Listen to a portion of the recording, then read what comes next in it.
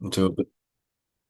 So I'm joined tonight by Mike Beast Boy Davis, who's a UFC lightweight fighter with a record of 12-4. How are you, Mike? I'm doing well. How are you? I'm good. I'm good. I Nice. just want to get straight to it. You fought last week in Abu Dhabi. Um, Yes. has now the dust settled on that fight? Do you feel any Yeah. differently, or do you still have you still got the same feelings towards the fight? Uh, the same feeling towards the fight. I mean, during during the emotions that Yeah. ran through the fight, it was a lot different. Now that, I'm home and I'm around my family and everything's, happier and better, back to normal, it feels pretty good. It's a loss, but it doesn't really hurt. It's not that bad. I think as a fan. Watching everything you say, and your reaction after the fight in them emotions, it's totally fair. Like For 100%. what's it like having to do a camp, fly halfway across the world, and obviously frustrating, right? It's frustrating. It's frustrating specifically because I understand from a business aspect of having fights over there. Hmm. It's a ever growing place, Abu Dhabi, fucking Dubai, all that. So to bring the UFC there and to consistently bring it there for the people that are there, they have countries. Russia's enormous, and you have all of these little countries, little places within Russia that have some kid like Narulo who Yeah, has the entirety of that place following him. So it's I understand it, but I feel like all Americans that are brought out there are legitimately set up to lose. yeah. So it is frustrating that It's this is my third fight over there, but it oh is frustrating, right?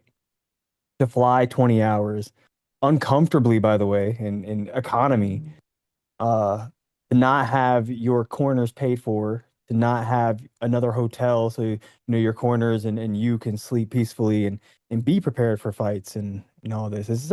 It's kind of annoying, which is why I'm stating right now that I will not go back overseas. You will not get me back over there.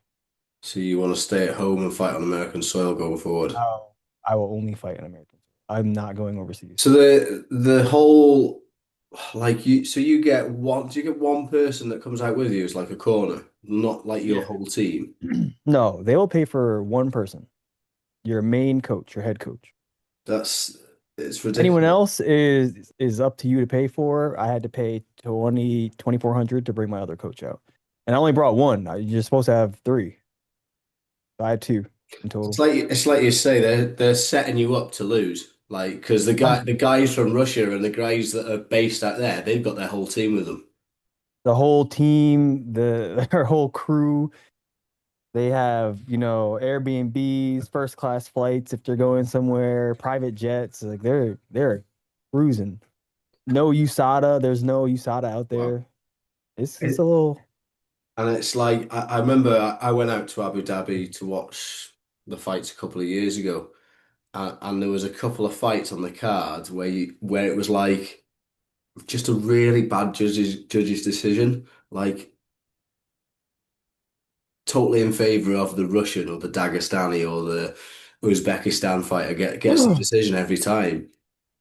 I want I want to ask a question. If we were to have that same fight over on American soil, I feel like the stalling that was done in that fight would have been stood up Yeah, multiple times, totally, constantly. But totally. they love Like it. They love it over there. it, like I think you said that he threw 13 strikes in 13 minutes ground time, control time. That's just crazy. Like I This, this black eye is from training since I've been back. He yeah. didn't hurt me at all. No. So like I understand like grappling is an art. Jiu-jitsu is an art. You put them together. It's a martial art.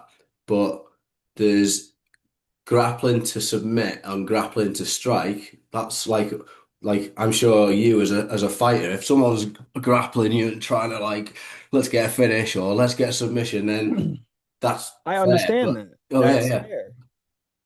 But if you're just connecting your hands, grasping into your glove so I can't break your grip, and you're just holding me, and even though he's taking me down, right? I swept, I went for submissions, yeah. I struck from the bottom, I stood up every time, and all he did was focus on keeping his gloves connected. So you could feel him clasping his gloves together. You I could could, feel them. there's a hook inside of your MMA gloves, which I don't know if I can show you. I can't take those off. But there's a piece that you can grip into, which every fighter does. It's kind of that right there underneath your fingers. Yeah. So if you Yeah, S grip into it, yeah, and you can't see it. Like you can't see that grip in there, right? You can't see yeah, my okay. hands closed together. And that makes it impossible, bro. I mean, it is possible, but it's hard. But bro, yeah, it's So obviously you're home now, back around your family, so like more settled, back in correct, training, as you said. of course. So like, what's your time frame? Like, are you gonna look to fight pretty much I would soon? like to fight in like later September. Yeah. I'm currently trying to get out of this lease at this location so I can move to Vegas. Okay. And then I'll be in Vegas with the PI. I'll be doing my strength and conditioning. I'll get back into a full routine because I don't really do much here. And You're I would you're in like, Florida now, is it? yeah, I'm in Orlando. Okay. So I want to make a big change in my life, and I feel like drastic change would be to move to Vegas. yeah. As there's some massive gyms out there, like you've obviously got the PI Syndicate, I would Extreme. mainly train at the PI and do some like cross training here and Yeah. there with like 10th Planet for grappling, and Yeah. I'll find a striking coach that I like and work with. So have you sort of obviously you've got a bit of a date in mind, end of September. Have you had a look, or do you now you've come off a loss? So would the process be the UFC offer you some fights, or is it just you take whoever they say? I always just take whoever they say. Yeah. That's what happened with this guy. There, I made an announcement after my last fight in Saudi Arabia that I would never fight over there again. And the only reason I did was because after my fight against Mitch Ramirez in July, last July, right after the fight, it was the same situation. I mean, I won that fight, but I wasn't Mm. hurt. I wasn't, there's nothing wrong with me. So I was like, let's get another one in August. Let's get another one in September. Um, but nothing really happened. And I just spent my time waiting, waiting, and waiting. Switched management teams, and looked through, things to do outside of the UFC since I was waiting for so long. I wanted to get with a management team that could actually, bring in money outside of the UFC Yeah. and the octagon.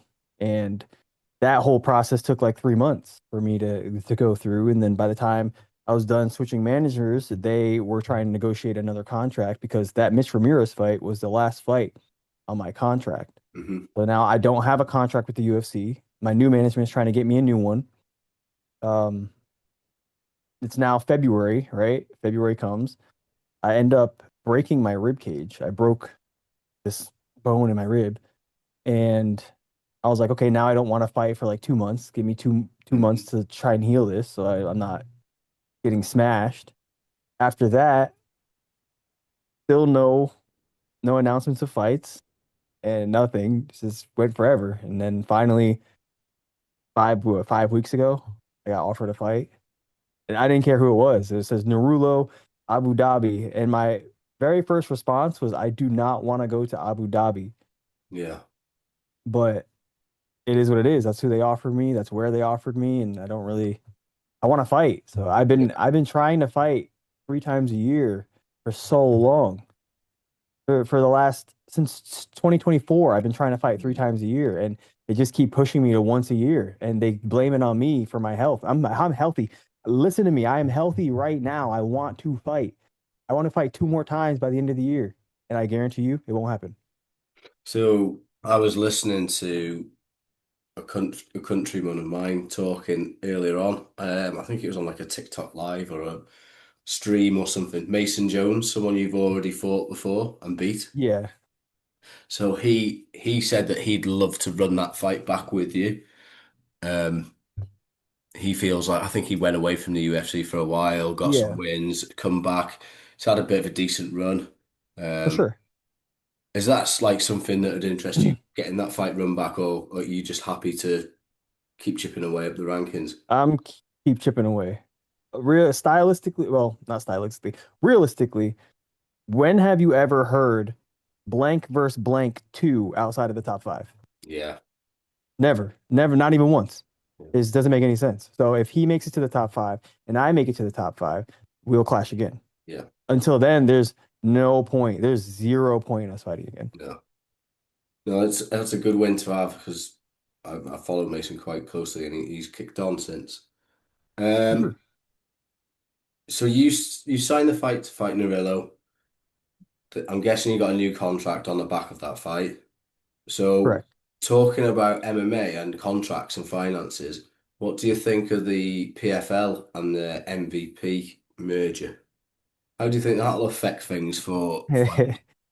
I think that's the UFC's biggest competitor at the moment now. MVP, their show on Netflix, their first show on Netflix outdid, Mm, I feel like the UFC's biggest show. And maybe not in terms of money, but in terms of publicity, it blew it out of the water mm. by millions of views. And the main event was Ronda Rousey. And what if you had a Conor McGregor? You crazy? You know how big those numbers would be? Maybe not anymore. Conor McGregor kind of blew his his load in the last one, but Yeah, yeah. but still, but like a fighter like that, say we have someone like that on the main event, that is gonna blow all UFC numbers out John of the water. Jones. Right. You put John Jones on there. Oh my God. The Yeah, UFC wouldn't even be talked about.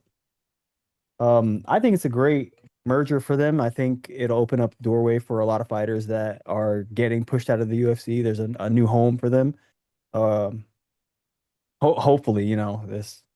I feel like if you fight in the UFC, you are fighting at the pinnacle. We fight the best of the best, not the publicity side of it. yeah.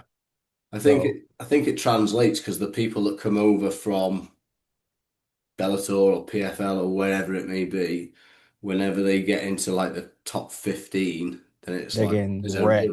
yeah, there's a reality check. It's like Yeah. There's been one guy, one or two people from Bellator that are doing good in the UFC. I think Wait, Pico? Pico's doing good, I think. Right?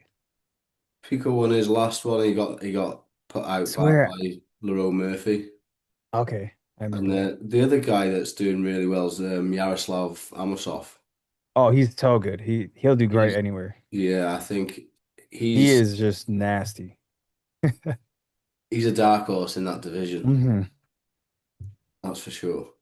So let's ask a bit of a curveball question. If you could fight any fighter from any era, boxing, MMA, anyone, who would it be and why? Um, anyone from any era. Does it have to be a good fight, or does a fight that makes sense for me?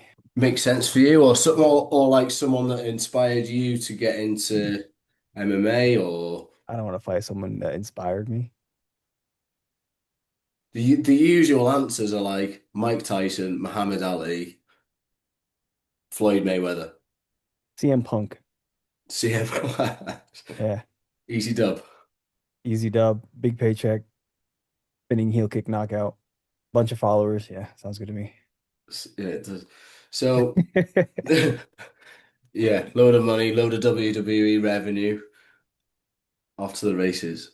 So, If I were to fight someone competitive, like if you want me to fight someone that I feel is like the best, um, Zabit Magomed oh, Sharipov. love that Oh my answer. God. He's so Love good. that answer. He's like the best fighter I've ever seen it He, fight. such a shame that he stepped away. I know, I Like know. you see him there, like there's like he's doing jujitsu or wrestling Yeah, competitions, and it's he's gonna do jujitsu now, but well, I don't remember he pulled away because of I feel like it was Yair's fault, honestly. was it not some illness? Or he wanted to I be a uh, doctor. He wanted to be a doctor or something, I think. He mhm. wanted to change a career, and it's just I feel like like he went out and became a doctor. But I see he's everyone coming back there's into there's not a lot of grapple. fans who'll know who he is, I know. but the ones who do all react in the same way because he would have been a champion. Was he your weight? No, he's featherweight. He's featherweight. It's like 6'4" featherweight. I know. Crazy. So you're growing up. What inspired you to get into MMA? The bullying. Okay. My father stood up for bullies, stood up against bullies. And then as I grew, I became a bullied kid, and it kind of showed me that the world is going to be like this forever, no matter who you are, no matter how old you are, even there's grown adults being bullied still. So as I was bullied, I wanted to learn to defend myself, and as I did, it drew me into mixed martial arts, and What I just kept what at would you it. say it gave you? Like what sort of like strengths other than being able to defend yourself? Like mental strengths? Meant for sure. I've developed extreme gratitude for the small things, patience, um, physical strength, of course. I've kind of bonded with a side of me that is here instead of, in the past or the future. I'm kind of just always present. And I truly give it all to MMA. MMA's got me to all this. What advice would you give someone who's young and upcoming and has a dream to get to the stage that you're on? Feel like, sorry, I'm still sick. Uh, I feel like the best thing you can do as a kid trying to grow into this is to find a coach. You can find a gym, right? Anyone can find a gym, but that gym is not gonna take you in and believe you're a champion or believe you can be anything, honestly. Most gyms take anyone in, and it's because it's money. It doesn't matter. Uh, I found a coach who believed that I was going to be somebody great from the beginning, and he helped me out a lot. And mentally, he encouraged me to keep doing fights, to fight certain people. He even we were scheduled for a boxing fight, a professional boxing fight, and we traveled for this fight, maybe like 4 hours away. And when we got there, somebody from the venue said that the guy that I'm listed to fight isn't the guy that showed up. It's a very different person. And he's like 300 something fights. And my coach pulled me away from that. He said, "We're not fighting this guy. This isn't Mm. the person that we agreed to fight." But like at a regular gym or another gym, they wouldn't look that deep into it. They'd be like, "Oh, this is the guy. I guess the other guy wasn't this guy. This is the guy you're fighting now." And they let him fight and lose. So he really looked out for my career. He looked out for me. And I think I if think, you're just with a regular gym that just wants you to get fights in and they send you in for that fight, that one fight could have stopped your whole career. Like right. that one, like maybe not by like a bad knockout or anything, but just like the mental But the side of it. Like loss. I'm not doing that again. Like Yeah. that's sort of side of it. So a true coach, someone looking out for your careers, I highly advise everyone to find a friend. You'll get the feeling from it like immediately. You show up a couple days, you show that you want to be somebody, you want to actually make it in the sport. The coach will give you the attention. He'll talk to you the way you need to be talked to. And until then, you're just going to be a number. You need to kind of stand out, make yourself stand out. Yeah, and you look all the way back through the careers of like the greats, they've all got great people behind them, Yeah. great coaches and great corners. Yeah, It's a so one sport where you can't rely on your team. Like you rely on a handful of people. mm, yeah, and then you've got to go and do the work, I suppose, what that you know, all the advice that they give you through your training, through your life, and then it's up to you to display what you've learned. Right. It's there's quite a there's a gym where I live in North Wales, and the head coach is a guy called Aaron Aby. He's had, off the top of my head, he's had like 30 pro fights or something like that. But he was born with cystic fibrosis, so had like a life expectancy of like 16, and then he had a choice to make football or MMA. Made the choice for the MMA, and he was about to go into the UFC in, it was 2017, and then he got like testicular cancer.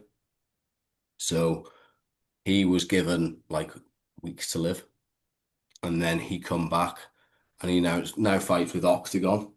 And it's like when I go to train and when the lads in his gym go to train, it's like you are inspired by that person, because if he can get through all that, what is one MMA fight or one training session that's hard? Right. So it's I think if you've got inspirational people to guide you, then you're onto a winner. For sure. No, I agree.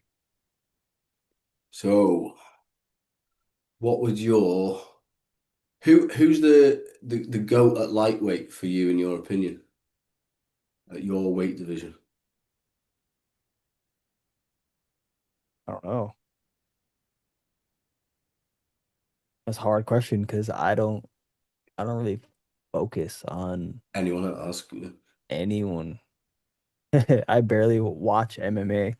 I barely study fights. I don't do anything. I just show up. So like for a fight, when you get a fight, you're not like studying tape to No, on that opponent. You're just like, right, this is no. the fight, doesn't matter what they are. Correct. I've done it my entire career. Um, I don't know. I really don't know. I think Ilya to me is probably the best 55er. Regardless that he just lost to Justin, he made silly mistakes in the fight that legitimately cost him the finish. And when it comes to everything that he is as a martial artist, he reminds me of myself or vice versa. Strong, heavy boxing, Mm. uh, with the ability to grapple. But yeah, I don't know. I think Ilya would be the Where best where did 55er. he go wrong in that fight with Justin Gaethje? Because he had him right there, didn't he? He He had had him on him the end of rocked. his rod, like he was like just needed to cast him in, like it was so He had close. him rocked. He even had him collapse to the floor and jumped into grappling when you can just a couple strikes would end of the fight. So in that position there, would you have like stepped back and let Justin stand back up, or would you have just gone for this just strikes and no grappling when You know Justin's? what? I I think, probably he's either coming back up or I'm just gonna ground and pound. yeah, But I think Justin was really clever because he obviously felt Ilya get close, and then he sort of shelled up and made himself really hard to hit, yes, yeah, yeah. which yeah, I think I think if Ilya would were to have pulled back and forced him to stand up while he was hurting in the body, which is very hard to do. You know, when you get hit in the body, have you been yeah, dropped by a body shot? yeah, You know how hard it is to stand up when you feel that way? So yeah, to force him up and then to just go right back to it would end the fight. yeah, for sure. Yeah, he would have not been able to get his any air back in. He would have been, No, exactly. and I think there was time left as well in that round. Yeah, because they were on the ground for a bit. So. Yeah. Those, So those what do you think? Like, obviously, Ilya went into that fight like with his confidence through the roof. How would that be mentally to come back from a loss like that? Do you think he will come back the same, or do you think he'll come back different? um based on the people that are around him, I feel like what he's been through and everything that he can do, he's gonna be elevated, you know. I think his next fight will sh just put him right back where he was. And he's what is he fighting Justin again? Does he get an immediate rematch? I, I, but Justin said he didn't want to fight again this year. I think they're going to announce Arman fighting in September, potentially against Charles. Arm, yeah, he's fighting Oliveira. Yeah, so to me, like,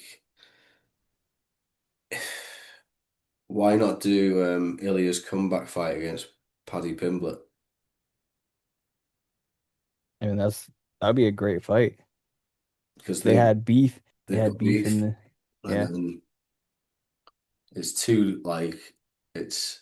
I think if Ilya hit Paddy with his boxing, like Paddy always says, Scousers don't get knocked out, but like if you're No, getting hit by Ilya, then it's different.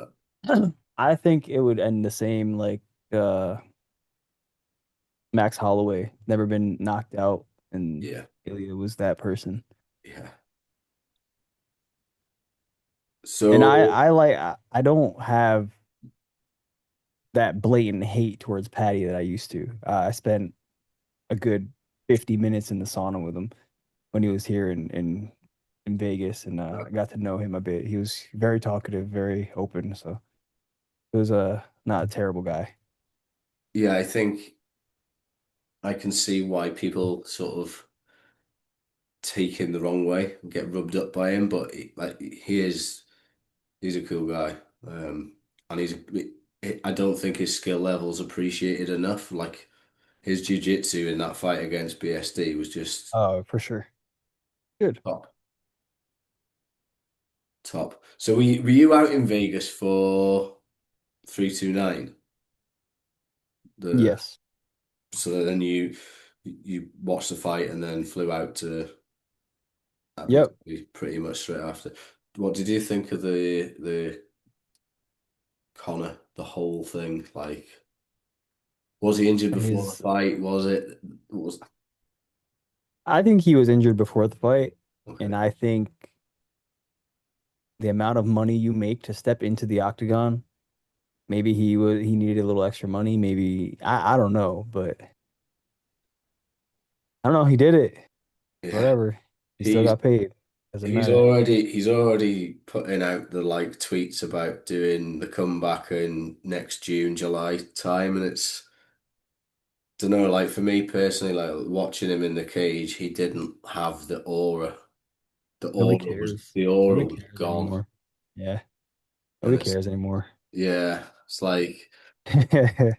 What about that for his last fight, Mike Davis versus Conor McGregor? Okay. I'm okay, I would do it. He's gonna hurt himself in the first 5 seconds. Easy Okay. win. Yeah. He's hurt himself his last like 3 fights. Yeah, well, I came out for the Chandler fight and then he broke his toe and then I came out for this fight. So like in 2 trips to Vegas, I've watched like 10 seconds of Conor McGregor. So Right. it's And then yeah, I know. The Dustin fight, he broke his leg. Yeah, yeah, yeah, of course, yeah. Right? So it's It's it's just just like yeah, he's like a car that keeps failing in its MOT. It's not coming back. right. It's a shame. It is. It's a shame for the sport, and it's a shame for like But he's already made his statement, his legend. So yeah. I think like being in the arena, watching Paddy's walkout, which like took the roof off, and then watching Connor's walkout, and you're almost waiting for a person that was there 10 years ago, right. and he's not there anymore. It's yeah, kind of a shame. It's a little bit of a shame. So I'm gonna wrap it up. I just want to thank you for taking some time out of your day to have a chat with me. No, of course. Where can anyone who's watching this find you on your social media? Um, Mike Davis MMA across the board, I think. Cool. Yeah.